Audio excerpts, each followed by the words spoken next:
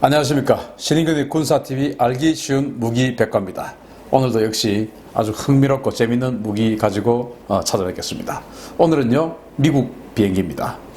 꿈으로 끝난 초음속 폭격기입니다. XB-70 발키리라는 폭격기 이야기를 해드리겠습니다. 지금 뭐 미국이 F-35하고 연동해서 쓰는 그 발키리라는 이름의 무인 공격기를 지금 만들고 있지 않습니까? 그 발키리하고 전혀 다른 발키리입니다. 제가 국방TV에서 발키리 이야기를 하게 될 텐데 그것과는 전혀 무관하다라는 말씀을 드리고요. 자, 격화되는 냉전입니다. 그래서 미 공군의 최대 고민은 전략 폭격입니다. 즉 모스크바를 어떻게 핵으로 공격할 거냐 하는 여기에 이제 미 공군은 아주 깊은 고민을 하게 됩니다. 이제 스탈린은 이렇게 이야기합니다. 미제이 반동놈의 새끼들 전부 격추시켜 버려갔어. 이렇게 스탈린은 호언장담을 하고 있죠. 스탈린의 전략은 이렇습니다. 어쨌든 뭐 자기들은 제공권은 미국에게 지니까 소련 대륙 곳곳에다가 아주 촘촘하게 비행장을 깔아놓습니다. 전투 비행장을 깔아놓고 특히나 이제 모스크바 쪽으로 오는 그런 길목에다 비행장을 아주 많이 깔아놓고 거기에 이런 SA-2, SA-3 이런 지대공 미사일들을 다 촘촘하게 이제 배치를 합니다. 배치를 하고 거기에 또 쌍으로 미그 17이나 미그 19 같은 작지만 아주 신속하고 경량의 빠른 그런 그 제트기들을 배치시켜가지고 미국의 폭격기들이 혹시 핵 공격을 하러 들어오면 이 미사일로 공격을 한과 동시에 전투기들이 쫙 가서 요격해버리는 신속하게 아주 뭐 빠른 전투기들이니까 딱 가서 요격해버리는 이제 그런 전략을 세우고 소련이 아주 많은 곳에 비행장을 닦고 이런 것들을 이제 배치를 하기 시작했어요.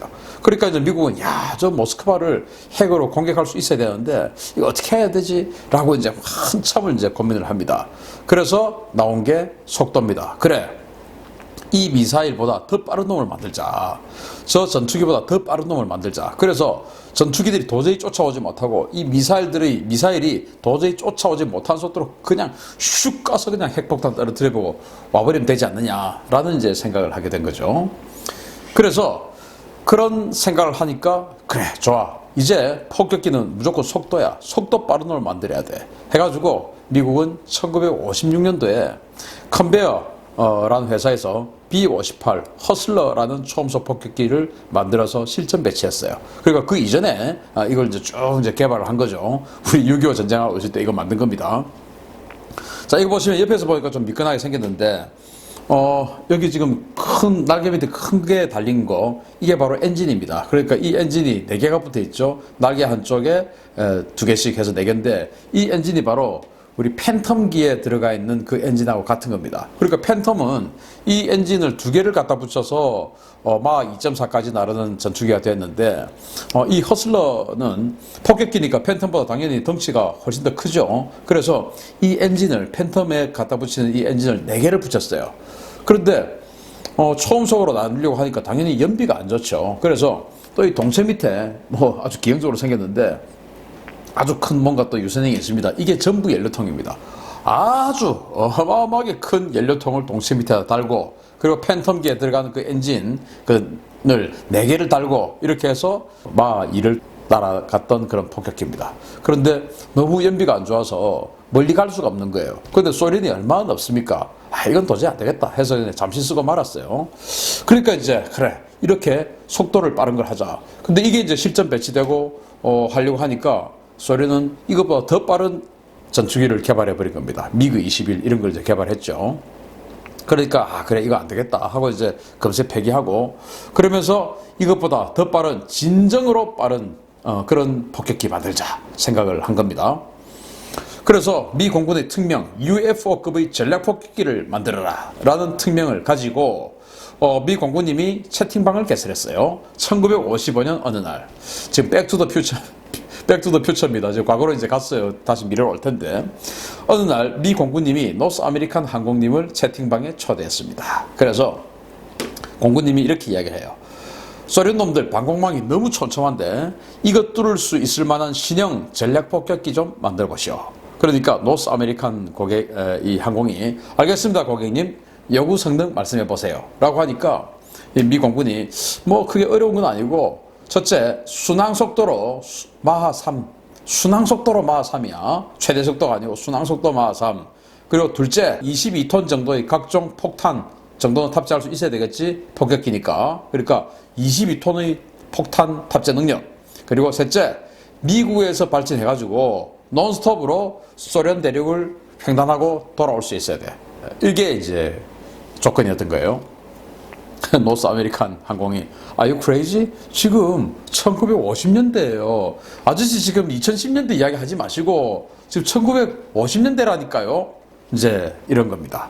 이게 지금 우리가 6.25 끝나고 정말 그런 시기에 미국은 순항속도 마 3짜리 비행기 만들어. 그것도 폭격기야. 전투기도 아니야. 그리고 22톤의 무장을 탑재할 수 있어야 돼. 그리고 소련이 워낙 크니까 알래스카에서 출격해가지고 소련은 완전히 가로지르고 모스크바에다 폭격을 하고 커브를 틀어서 다시 돌아오면 이 커브 튼데 또 이제 그 속도가 늦어지니까 안 되니까 소련을 폭격하고 유럽으로 가서 착륙하고 유럽에서 출격해서 소련을 폭격하고 알래스카에 와서 착륙하고 이제 이런 그 구상을 한 거예요. 그래서 소련 대륙을 횡단할 수 있는 이제 이건데 이런 거를 1955년 그러니까 우리 6.25 직후에 미국은 생각하고 만들어. 이렇게 된 거예요. 노스 아메리칸 항공이 미쳤어요. 어떻게 이걸 만들어요? 이렇게 됐습니다. 그렇지만은 미국은 아마도 그 51구역에 외계인 몇 명 잡아왔겠죠. 그래서 외계인에게 아마 물어봤을지도 모르겠습니다. 어떻게 만들면 되지? 하고 물어봤을지도 모르겠어요. 정말로 만들었습니다. 안 되면 되게 하라. 노스 아메리칸 항공이 결국 시제기 개발에 성공해버렸습니다. 자, 1964년 5월 11일 날 캘리포니아의 펌데일 공장, 즉 노스 아메리칸 항공의 공장입니다. 캘리포니아에 있어요. 펌데일이라는 곳에 있는데 여기에 이제 시제기를 만들고 이렇게 공개를 합니다. 위에서 찍은 사진이에요. 야, 1964년도에 이렇게 생긴 비행기를 만들었어요. 이야, 지금 봐도 정말 미끈하게 잘생겼습니다. 이거 보시면 그 스타워즈에도 이런 형상의 비행기가 나오고 또 제가 이거 보면서 이거 만들면서 생각한 건데 우리 어릴 때 독수리 오형제라고 하는 그 만화 영화가 있었어요. 그 드라마였죠. 그 독수리 오형제가 타고 다니는 그 비행기 그게 또 이런 식으로 생겼어요. 그래서 그 만화가들이 이런 그 비행기를 보고 저걸 만들자 저렇게 그리자라고 상상을 했던 것이 아닐까 생각을 합니다. 자, 이 시제기 한 대에 당시 돈으로 7억 달러예요. 그걸 두 대를 만들었습니다. 14억 달러가 들었죠. 한 대 7억 달러. 그런데 지금 생각해도 한 대에 7억 달러라고 하면은 한 대에 8천억 원이 넘는데 그 물가를 지금 계산을 하면 얼마겠습니까? 1964년도인데. 그래서 미 재무부에 또 환율 계산기가 있어요. 그래서 달러 가치를 환산을 해보니까 현재 가격으로는 한 대당 61억 달러. 현재 가격으로는. 그러니까 지금 환율로는 7.38조 원. 한 대에 7.38조 원. 그러니까 미국은 이 시제기 두 대 만드는데 미 공군은 15조, 현재 물가로 15조 원의 돈을 들인 겁니다. 그렇게 해서 만들었어요. 결국 만들게 된 겁니다. 자, 이렇게 SF적인 외형으로 등장했던 XB-70 발키리. 재원을 한번 볼까요?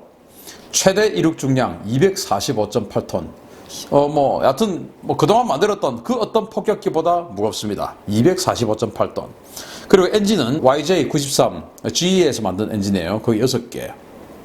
최대 속도는 마 3.1. 최대 상승 고도는 23,580m. 작전 반경은 6,899km. 그리고 무장은 22톤을 탑재를 합니다. 이런 비행기를 진짜로 만들어버렸습니다. 근데 이제 이것을 가지고 찬반양론이 막 해요. 야, 미사일로 하지. 왜? 1962년도부터 미국은 미니트맨3라는 ICBM을 실전 배치하기 시작했습니다. 근데 1964년도에 이거 만들었으니까 아니 미사일로 하자 무슨 이거냐. 지금 미사일이 간단하지. 그런데 미 공군은 고집을 꺾지 않았어요. 우리는 미사일도 하고 그리고 이것도 할 거야. 라고 해가지고 결국 이제 시제기를 만들었는데 이제 전 미국에서 신드롬이 일어나는 겁니다. 일단 생긴 거 멋지지. 그리고 3.1이라는 그러니까 미국의 어떤 그 기술력을 집약한 그런 상징이나 다름없으니까 그냥 난리가 난 겁니다. 예. 인류 역사상 최대 규모의 폭격기입니다. 길이가 무려 56.3m고요. 무게는 245.8톤. 그래서 지금 있는 비행기들하고 제가 크기 비교를 해봤어요. B-52 폭격기입니다. B-52 폭격기 여기에 비하니까 짧죠. 220톤. 그리고 B-1B 폭격기예요. 역시 216.4톤. 이것도 훨씬 짧아요. 그리고 B2 스텔스 폭격기 170톤. 이거는 거의 애기 같네요. 물론 넓이는 훨씬 넓지만 이렇게 아주 인류 역사상 가장 크고 길고 무거운 폭격기를 만들었습니다. 그렇지만은 가장 빠른 폭격기입니다. 자, 그래서 이제 비행기를 만들었으니까 실제로 구현이 되는지 일단 속도 아닙니까? 속도. 지금 이 시기는 지금 2010년대가 아니고 지금은 스텔스인데 이때는 스텔스라는 개념이 없으니까 속도 그냥 가서 때리고 지나가 버리는 거예요. 돌아오지도 않고 그냥 지나가 버리는 거예요. 알래스카에서 출격해가지고 때리고 독일에 내려버려요. 이제 이런 식으로 이제 구상을 한 건데, 자, 해봅니다. 한 번의 비행에서 이 두 가지를 동시에 구현을 했는데 마하 3으로 2020km를 날았어요. 이걸 불과 33분 만에 2020km를 마하 3의 속도로 날았습니다. 그 다음에 62분 동안 마하 2.5의 속도로 3162km를 날았어요. 그래서 한 번의 비행에 5180km 이상을 초음속으로 나는데 그 초음속의 속도가 마하 2.5 이상의 속도를 구현하면서 한 번의 비행에 다 달성해버렸습니다. 그러니까 미 공군이 요구했던 성능이 딱 나와버린 겁니다.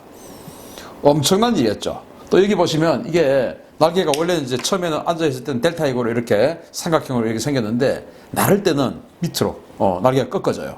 스타워즈에서 이렇게 날개 밑으로 꺾어져 있는 비행기 보셨죠? 그게 아마 이런 데서 다 아이디어를 채용을 한 것 같습니다. 이 발키리에서 날개가 밑으로 꺾어집니다. 이런 식으로 해서 나르는데 그렇게 해서 일단 기록을 세웠습니다. 이제 실제로 마하 3으로 2000km를 날아가 버리고 그것도 불과 33분 만에 대서양 횡단을 갖다가 1시간 만에 해버린다는 거 아닙니까? 1시간 만에. 그러니까 이건 미국에서 영국까지 1시간 반이면 가겠네? 2시간이면 가겠네? 이제 이런 계산 나오고, 이제 난리가 난 거예요. 1964년도에.